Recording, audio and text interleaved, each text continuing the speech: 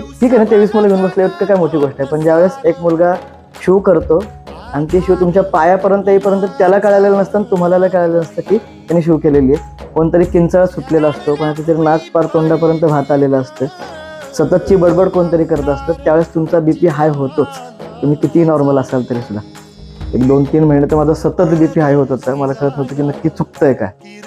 मग डॉक्टरांकडे गेलो. डॉक्टर म्हटले शोधून काढ की नक्की तुला टेन्शन कुठलं येतंय का वगैरे वगैरे अशा बऱ्याच गोष्टी. त्यावेळेस लक्षात आलं की आपण शांत माणूस, आपल्या डोक्यामध्ये वेगळे विचार चाललेले असतात, आपल्या अडचणी पण असतात.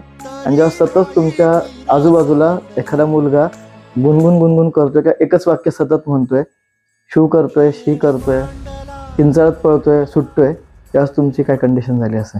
त्या 1 वर्षभरामध्ये साधारणतः मला मग कळालं की पालकांच्या अडचणी किती असू शकतात. कारण की आपण फक्त 8 तास या मुलांमध्ये राहू शकत नाही, 24 तास राहणं म्हणजे काय असू शकतं.